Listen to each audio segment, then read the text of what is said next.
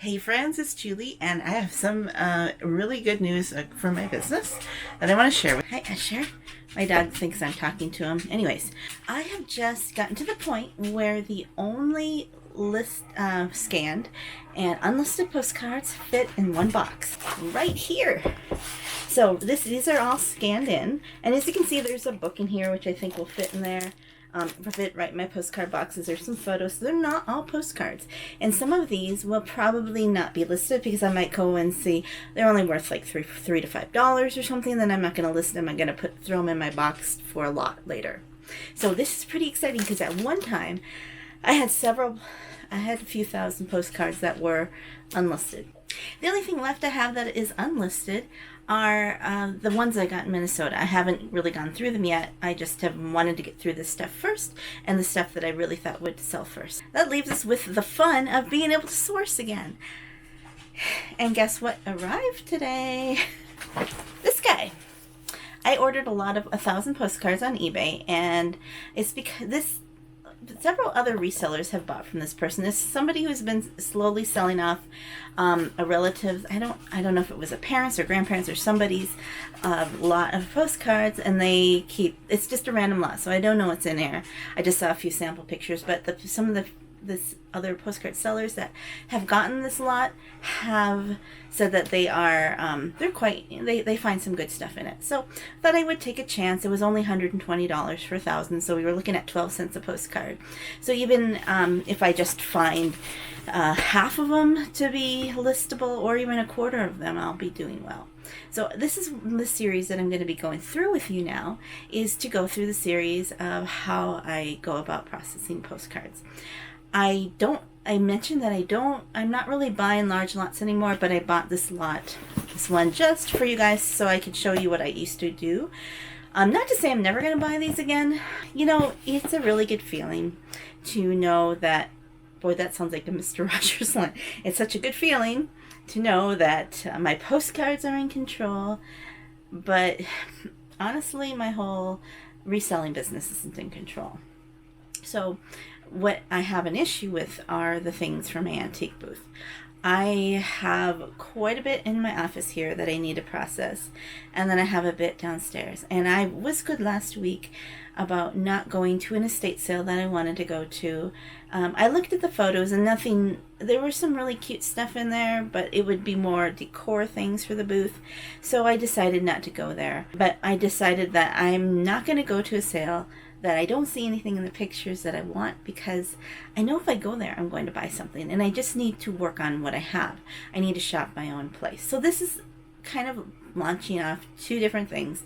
I know I talked about the death pile before, but I really need to get through my stuff for my booth. So I basically have two different things going on. I've got my postcard business, which is basically under control, and to take you through the process. And I have my antique booth for number 2 that I just need to get control of my inventory. It is so easy to get out of control of your inventory, because I looked online today. I have a Sage search for estate sales, and there's quite a few good ones going on right now, and just on eBay. Some people who aren't postcard people, but they're selling off estates of postcard lots.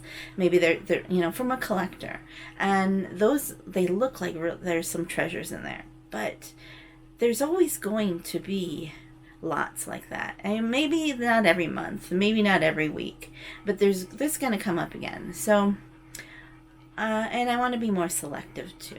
Where are you at with your do you call it a death pile or a profit pile? I kind of feel like it's a death pile, because it's just been sitting there some of the stuff has been sitting there for over a year, and it's stuff that I just it's just not making me any money, just sitting there. But with the postcards and such, it took me a few months, but they are under control now. And one of the big things that helped with that was to define what I'm going to list. My focus is on Montana and the West, plus a few of my favorite subjects. And I wanted to do, at least $10 a postcard. There's always exceptions. So that has really helped me to get control of my inventory. I feel really good about that. I feel like I know what I have, and I know what I need to move forward.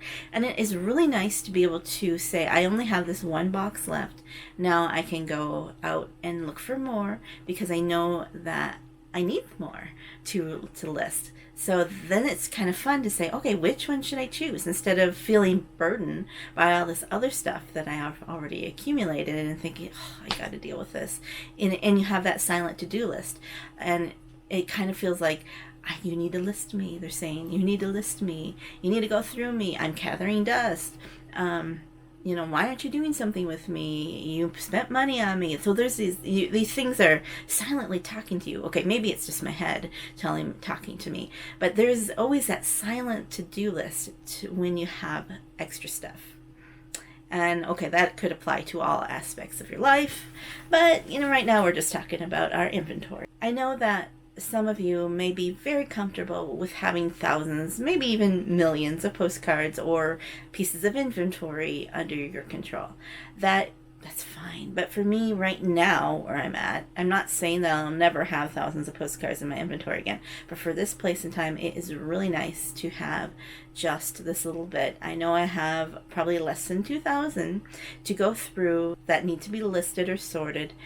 And it feels less of a burden.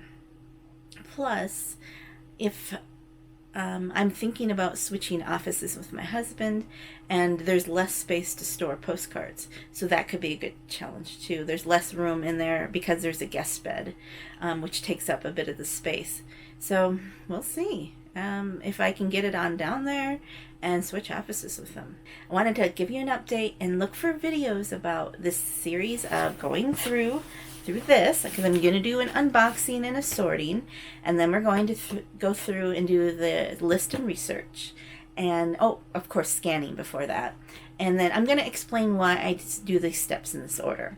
And I know that there are countless other postcard sellers that we each have our own method of doing things, and everybody's going to be different in the order and how much they want to do, because we all have our different focuses and our different preferences. But this is the way right now that I'm doing it, and I hope that you enjoy that. And then maybe as we go down the road, I will show you what I'm doing to get rid of my death pile for my antique booth. So thanks for watching. Have a joyful day. Goodbye.